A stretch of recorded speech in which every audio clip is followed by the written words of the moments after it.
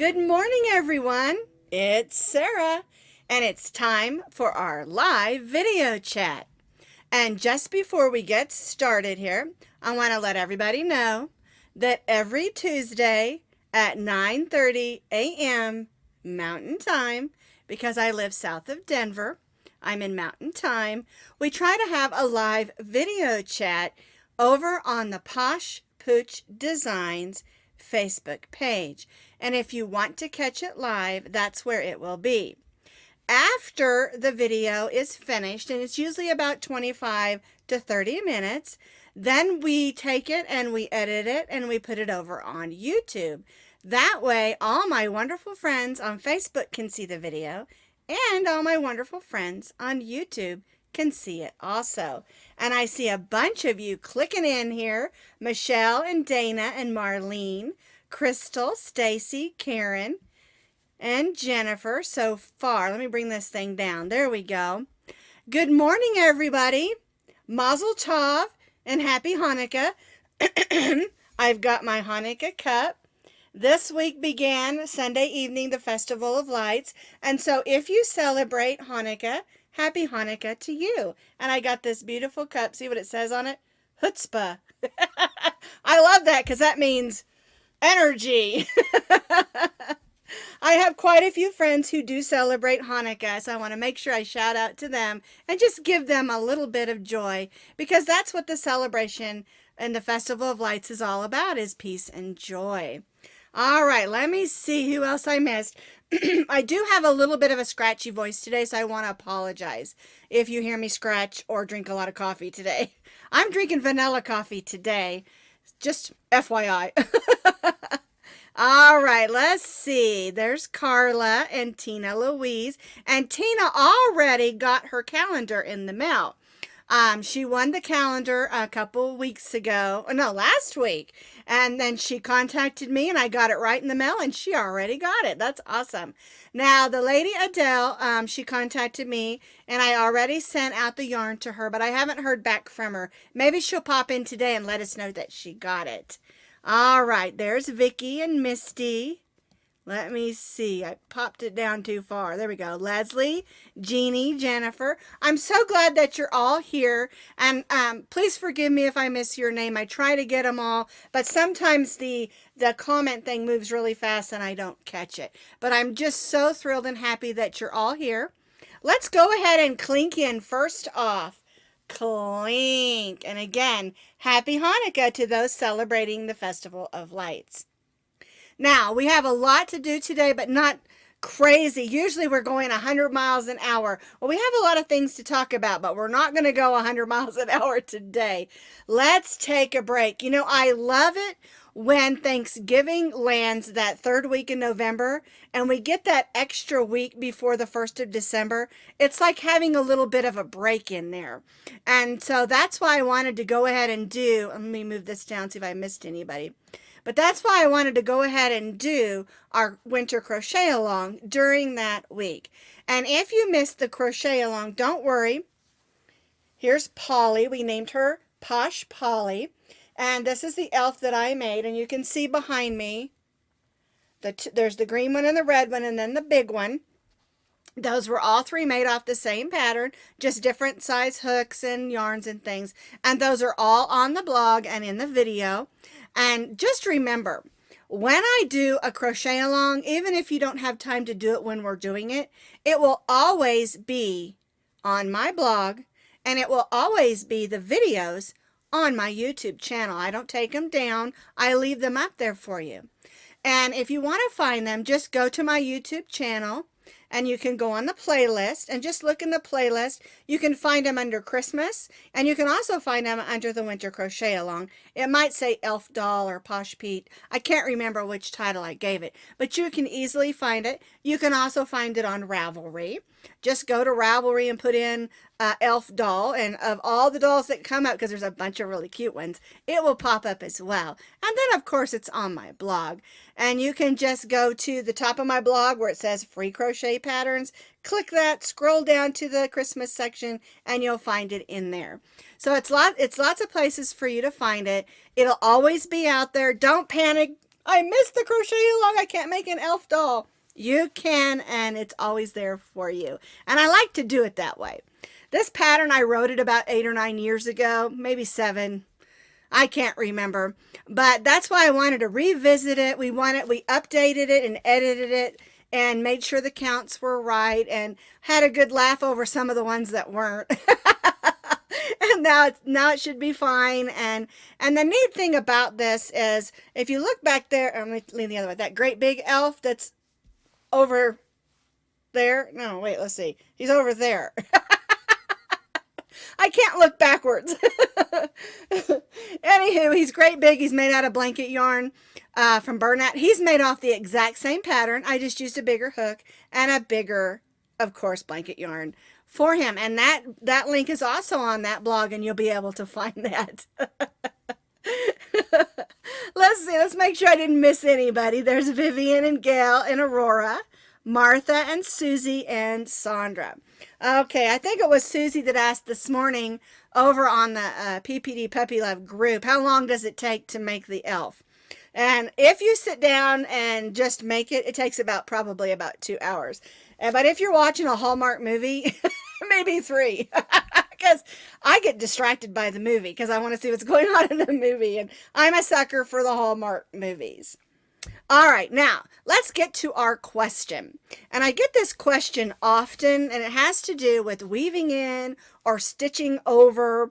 Do I have to weave it in if I stitch over it, and all of that? So what I'm going to do is I'm going to pop on my glasses, and we're going to go to the other camera so you can see what I've got here. And what we're going to do is we're going to make this mistletoe. And while we're making it, I'm going to explain to you about stitching over and weaving in. All right, so I'm going to move these over. And if you want to make a mistletoe like this, you're going to need 3 pony beads. And these pony beads are the smaller ones. They're not the big ones. I don't have the millimeter measurements. When you go to your craft store, there are 2 sizes, and this is the smaller size. If you want to use a bigger size, you certainly can. All right. We're going to be stitching with our H hook, which is a 5.00 millimeter crochet hook. You'll need a needle, you'll need your scissors, and then you'll need some yarn. Let me grab these yarns. And I'm going to be using this Caron Simply Soft Party. It's a lighter green, and it's a little bit sparkly. And I like it. I think that it works great for the color of the mistletoe. And then we're going to use some of this red sparkle just for the bow. All right, it's really simple to make. And then we're also going to discuss, because there's one portion where we're going to stitch over our tail of yarn, and then we're also going to talk about weaving in. So we're going to do 2 things at once. Or my mom used to say, killing 2 birds with 1 stone, which that sounds just a little bit violent, so let's not talk about that. All right, we're going to start with our slip knot, and we're going to chain 9 chains. There's my tail of yarn. All right, so 1, 2, 3, 4, 5, 6, 7, 8, and 9. So I've chained 9. We're going to turn, and we're going to stitch a single crochet in this second chain. Never count the loop on your hook as a chain. There's our first chain, here's our second chain, unless the pattern tells you, of course. We're going to stitch a single crochet in that second chain from the hook, and then in those next chains moving across. And because we chain 9, we skip the first chain, and we began stitching in the second chain, we'll have 8 single crochets. All right, so I'm just moving across, stitching 1 single crochet in each of the chains across. Alrighty, now here's our tail of yarn, and what we're going to be doing is turning our work and stitching down what's called the opposite or other side of the chain. So what we're going to do is we're just going to lay that tail of yarn right across there, and when we stitch our stitches, we're going to stitch right over it. And that's a technique called just stitching over the tail of yarn. Real technical, huh? All right, so we'll go right in that first stitch and stitch a single crochet. We'll go in the next one and we're stitching in the stitch and going around that tail of yarn. And this is one way that you can deal with your tails of yarn. The truth of the matter is, the way that you weave your yarn in, your tails of yarns and your leftovers, is really a preference. Some people prefer not to do this and to weave it in. Other people prefer to stitch over it like I'm doing and then come back and weave it in. I'll show you what I do. So I've come to the end of this row. If I had a shorter tail and I ran out, I'd just stop. Since I have a longer tail, I'm just going to let it drape, and we'll come back and deal with it later. All right, so I stitched back up. I'm going to join to the first single crochet with a slip stitch, and then I'm going to chain 18 chains. There's 5. Whoops. There's 10. 15, 16, 17, and 18. All right, so here's one of our leaves of our mistletoe. Now I'm going to make the next one. So we're going to repeat on this end what we did on this end. So we'll go in the second chain from the hook, and we'll stitch 1 single crochet there, and then we'll stitch 7 more, so we'll have 8, so that it'll be the same. There we go. There's 3. 4, 6, 7, oops, got hooked around my scissors there, and 8. Now, we don't have a tail of yarn to have to worry about stitching over here, so we're just going to turn our work, and we'll go right in that first single crochet, and we're doing the same thing. We're stitching down the opposite or other side of our chain.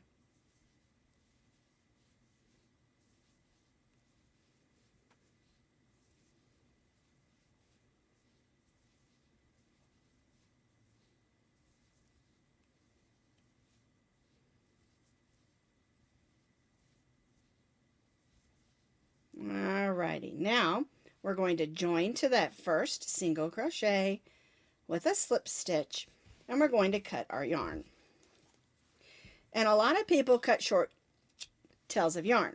I like to have a pretty good length, about 6 inches. That way I've got something to work with. Okay, so I'm going to tie that off, and then I'm going to use my hook and pull it to the back of my work. There we go. Those strands of glitter or the metallic in there can sometimes cause you a little issue. Now, you can see here, this is going to be the loop for our mistletoe. But what we need to do is we need to deal with our ends. Okay?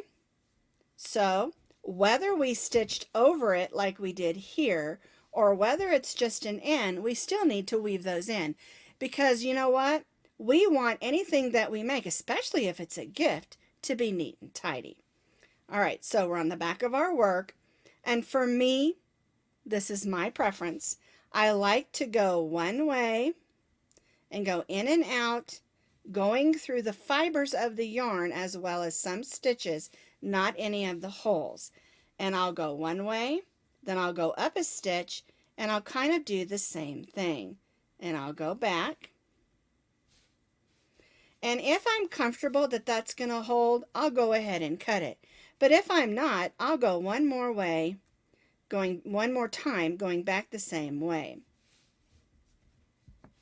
And then I'll cut that off. One thing to remember, now this particular item probably is not going to go through the wash machine and dryer. But if you're making a scarf or a blanket or something, you want to make sure that when you weave your ends in, that they are going to stay put. All right, I'm going to weave this one in real quick. I'm going to go up a stitch, go through those fibers and stitches, go up a stitch here and do the same thing, just moving in and out of the yarn. And you know, also, some yarns are more slippy than others. For instance, the regular Caron Simply Soft is extremely slippy, so you might want to do more back and forths with your weaving in than, say, a chunky yarn. So again, it's up to you. All right, let's put those beads on and make that bow, and so that this looks like the mistletoe. All right, I cut a piece of yarn that's about 18 inches long. It's way more than I need, but you know me, I like to have a little bit more yarn than I need. All right, so I'm going to thread the red yarn on my needle, and then I'm going to take those 3 beads, put them right on, and I'm going to put them in the center, and I'm going to tie a knot. I know, crochet, we shouldn't tie knots, but sometimes it's okay. All right, so I tied 2 knots. Those are my beads that are my mistletoe. I'm going to thread my yarn again, the red yarn, or whatever color you want your bow to be. All right, now we're going to take this and set it on top. This is our loop, and we're going to go right through those leaves and then come back up. And then I'm going to thread the yarn from the other side. And we'll do the same thing. And this is just going to help it stay put. All right, now, again, we're going to tie a knot. And now we're just going to tie a little bow. And I'm going to do 2 bunny ears. So here's 2 bunny ears. We're going to cross them and pull it through. Try to make them even. And then I'm going to do another set of bunny ears so we have 4 loops on our bow. You don't have to. It's just my way. And remember, when you're doing anything in crochet, you don't have to do what I or any other pattern designer say. You can use your own techniques. All right, so I tied a second bow, second knot. I've got 4 loops. I've got my beads there. And I'm going to try to move that so that it stays right above those beads. And then I'm going to cut those yarns. Whoops. There we go. And that's where you have a little loop if you want to hang up your mistletoe. This bow ended over to the side a little bit. This one's on the top. And I do want to tell you, this one's a little bit bigger. If you want your mistletoe to be a little bit longer, just make a few more chains and make sure you do the same amount on both sides. And you can also make the chain in the middle longer. It's kind of up to you. If you're going to wear it on your lapel, then you might want the smaller one. All right, so I hope that answered your question about weaving in. And the truth of the matter is, it's really up to you and the project that you're doing. Because a small project like that, I'm not going to weave in a whole bunch. But if I'm making a scarf or something that's going to go in the wash and it needs to make sure that it stays put, I might do a longer piece of yarn, weave it in more. Any chance that I get that I feel comfortable stitching over it, I'm going to do that because that's just going to hold it even more. All right? So now you know what I do. And remember, when I do a video and explain to you what I do, it's really just my opinion. You do what works best for you. Okay? All right. Now, let's talk about, I had another question, and it's about yarn. Okay? And during the month of December, and when I'm doing a lot of Christmassy stuff and New Year stuff, I do use a lot of sparkle yarns. Because I love sparkle. I think the more sparkle, the better. So, one of the questions I get almost every year is, what are my favorite sparkle yarns? And I have 3 of them. All right. The one we just used was Caron Simply Soft Party. And they have a lot of different colors that you don't see in some of the others. And like this lighter green, I really like it. They have a bright pink that is just gorgeous. And I tried to do a video with it. I think it was when I was doing Christmas in July. But it kept coming and looking red, and so I didn't end up using it. But it's a bright pink, and it's just gorgeous. So this is one of my favorite sparkle yarns, Caron Simply Soft Party. Another one of my favorite sparkle yarns is the With Love Metallic. And I like it because even though it's still a worsted weight number 4, it's a little bit thicker. If I hold these up together, see the yarns? They're both considered a worsted weight number 4. But this one's just a wee bit thicker, and it does work really good for certain projects. My third favorite sparkle yarns is I love this yarn from Hobby Lobby. And I probably use this one the most just because I can find it readily at Hobby Lobby because they carry it all year long. And sparkle yarns are awesome.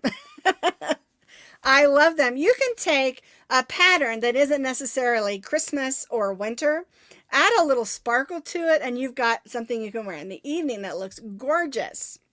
So anywho, I love sparkle yarns, and I wanted to answer that particular question. Now, the I love this yarn is exclusively at Hobby Lobby. The Red Heart with Love and the Karen Party I have found at Walmart, at Joann's, and at Michael's. I thought I'd answer that question real quick before you asked, because I know a lot of people, like me, they like sparkle yarns. Okay, I did want to mention one more thing about, Vicky says she missed the beginning of the mistletoe. Don't worry, Vicky. This video will always be on Facebook, and you can go back and just watch the beginning of it. So don't panic if you miss any part of the video. Any suggestions for weaving in blanket yarn? You know what? You're right. You cannot, Vivian says you cannot go in between the fibers, and that's true. What I do when I'm working with blanket yarn is I do not use a needle. I take a smaller crochet hook and I will weave it in this way, and then I'll grab that end and I'll pull it through. And then I'll go up to the next row and sort of weave it in and pull it through. That's true. Blanket yarns are a little bit tricky and you cannot go between the fibers. I have been known, we'll just keep this between you all and me, but I have been known when working with blanket yarns to tie a knot and add a dab of fabric glue. It depends on what I'm making with it, okay?